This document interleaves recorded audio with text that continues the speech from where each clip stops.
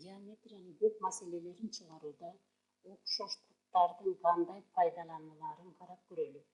Номер 1 мисалда мындай дейт: ABC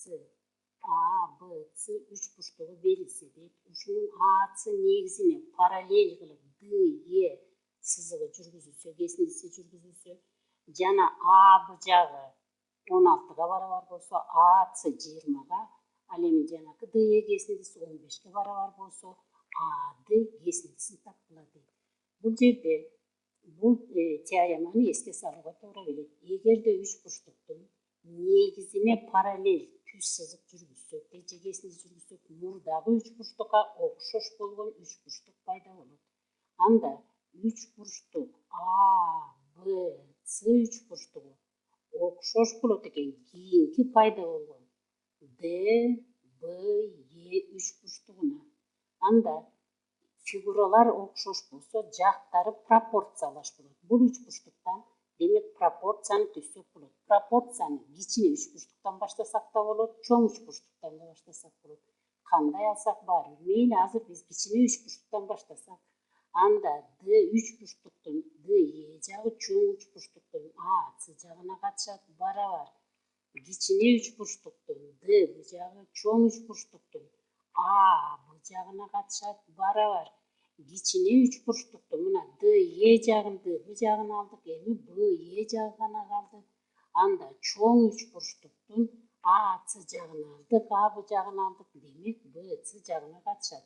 Бул жерде катыштардан үчөө болуп калды. Пропорция болсун үчүн эки катыштын болоору жетиштүү. Анда мына жердеги бир катыш ашыкчараак болуп турат, ошондуктан аны алып салабыз. Биринчи катыш бизге керек, себеби AC да белгилүү, DE дагы белгилүү. Мына берилишинде жазылып турат. Экинчиден D катыштагы AB белгилүү, DB бизге анан керек болот. Демек үчүнчү катыш ашыкча экен. Анда аны алып салсак, калган эки катышты жазсак болот. DE катышкан AC барабар DB катышкан AB. Анда ордуларына коелу. DE 15 сантиметрге бериши боюнча мунун бирдиги жазылбайт эсептин чыгарылышында AC дейт. AC 20 сантиметр барабар DB'нын узундугу белгисиз болгондуктан өзүн жазабыз. AB болсо 16 сантиметр. Анда пропорцияда кайчылаш көбөйтүлөт. Анда DB'ни табыш үчүн 15'ti 16'ga көбөйтөбүз кайчылаш кылып. Анда DB'нин каршысында жаткан, кайчылашында жаткан 20'га бөлөбүз. 20 менен 15'ти 5'ке кыскартып алсак болот. Бул 4 болот, бул 3'төн болот. Анда 4 менен 16'ны кыскартсак бул жер 4 болот. Ошентип 4 менен 3'tү көбөйтөбүз, 12 болду. DB'нин бизге эмне кереги бар эле? Себеби биз AD кесиндисин издеп атканбыз. AC кесиндиси AB жагынан DB'ни алып таштасак көрүнүп турат. Анда биз издеп аткан AD калмак экен. Ошентип AD кесиндиси барабар AB кесиндиси 16'га барабар, мына беришинде жазылып турат. 16'дан алып экенбиз 12'ни себеби DB азыр 12'ге барабар болду. Барабар 4 болду. Жана айтылган болчу. Мисалдардын чыгарылышында бирдик жазылбайт. Демек анда жоон жазып атканда гана AD кесиндиси барабар болуп калды 4 сантиметрге. Ошентип окшоштуктарды пайдаланып керектүү кесиндини таап алдык. Эми дагы бир экинчи мисалды чыгарып көрөлү. Мында трапеция берилиптир. Трапециянын диагоналы AC жүргүзүлгөн дейт. Жана ошо диагоналды жүргүзгөндөн да кошумча бир эки бурчтун барабардыгы берилиптир. Бурч ABC. Демек мына эрекил бурч барабар болот экен ACD бурчуна. Мына бурчуна дейт берилишинде. Болсо жана BC 12'ге, AD 27'ге барабар болсо, ушу диагоналдын узундугун тапкыла дейт. Анда муну табыш үчүн дагы эле жогоруда айтылгандай биз үч бурчтуктардын окшоштугун пайдаланат экенбиз. Бул жерден диагонал жүргүзгөндөн кийин эки үч бурчтук пайда болуп калды. ABC үч бурчтугу жана үч бурчтук ACD үч бурчтугу. Эгерде биз ушул эки üçburчтуктун окшоштугун далилдей алсак, анда пропорция түзөбүз. Üçburчтуктардын окшоштугунда эмне айтылган? Эгерде бир üçburчтуктун эки жагы экинчи üçburчтуктун эки жагына барабар болсо, анда мындай üçburчтуктар окшош болот деген.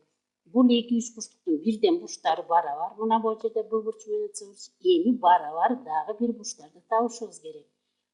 Трапецияда негиздери параллель болгондуктан Б, С Адыга параллель.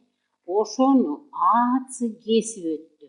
Анда мына жердеги бурчту альфа дей турайын, а могу жердеги бурчту бета дей турайын. Мында бета болсо, анда булар ички кайчылаш бурчтар болуп дагы альфа барабар өткөн сабакта айтканбыз, ички кайчылаш бурчтар барабар болот деп. Ошентип А, Б, С üçburчтугунун эки бурчу А, С, Д üçburчтугунун эки бурчуна барабар болуп калды. Анда üçburчтук А, Б, С окшош болуп калат экен üçburчтук А, С, Дга. А эгерде булар окшош болсо, анда жактары пропорциялаш болот. Ошентип пропорцияны түзө баштайлы. Пропорция түзүүдө кандай кылып түзүлөт? Окшош жактарды катыштырат. Кандай жактар окшош болот? Барабар бурчтардын каршысында жаткан. Б бурчунун каршысында жаткан жак АС, аны жазабыз. Анда ушу Б бурчуна барабар болгон мына бир эки жердеги бурч болчу, ошонун каршысында жаткан АДга катышыш керек. Так, барабар. Анда биринчи üçburчтуктагы мына бир эки альфа бурчуна каршы жаткан А, Б жагы ушул альфа бурчуна барабар болгон бурчу бета болчу, ушуга каршы жаткан С, Дга катышат. Барабар. Анда биринчи üçburчтуктан А, С жана А, Б жагы каралды, анда калды жалгыз гана Б, С жагы. Экинчи üçburчтуктан А, Д жагын пайдаландык, С, Д жагын пайдаландык, анда үчүнчү А, С жагы калып калды. Ошентип бизде 3 катыш пайда болду.